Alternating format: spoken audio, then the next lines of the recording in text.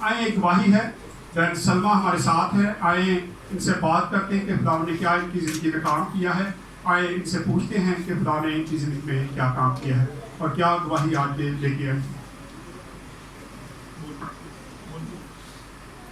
میری طرف سے سب بہن بھائیوں کو سلام۔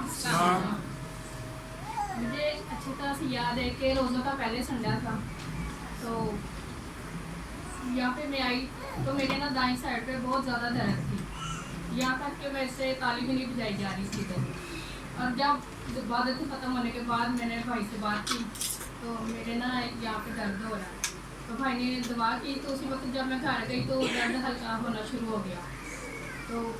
تقریباً میں نے سوچتی رہی کہ دوائی دوں گی، لیکن میں وہ انگور کرتی گئی کہ میں نہیں اس چیز کے لیے بھی تیار نہیں۔ تو ایک دن میں نا صبح کام سے جلدی آئی تو وہ فون پہ میں نے ایک انڈیا کا ایکٹر ہے، وہ اپنے بیٹے کی گواہی دے رہا تھا اور اس نے ایسا کچھ کہا کہ میرے دل میں تھا کہ میں گواہی دوں، تو اس لیے کہ میں نے یہاں تک بولنا شروع کیا کہ خداوند جو بھی کرتا ہے نا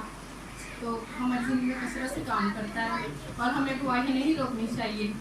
اور شاید اسی کا ہی صلہ ہے کہ آج میں پھر بیمار پڑی ہوں کہ اس طرح سے میں گواہی نہیں دے سکی۔ تو آج بھی مجھے بہت زیادہ بخار تھا، کل بھی میں دوائی لے کے آئی تو میں نے سوچا کہ صبح میں چرچ جاؤں گی اور گواہی ضرور دوں گی، اور یہ سب کچھ میرے بھائی کی دعا کا میں اکثر آپ لوگوں کو کہتا ہوں گواہی جو ہے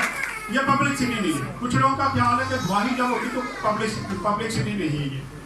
یہ آپ خداوند کی تعریف کرتے ہیں، اس کی حمد و ثنا، اس کی بڑائی کرتے ہیں کہ خداوند میری زندگی میں یہ کام کیا ہے، اور اس سے عام لوگوں کا ایمان جو ہے وہ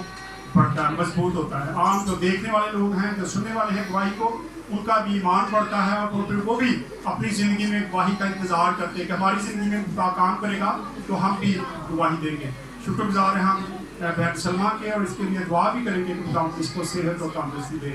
گاڈ بلیس یو۔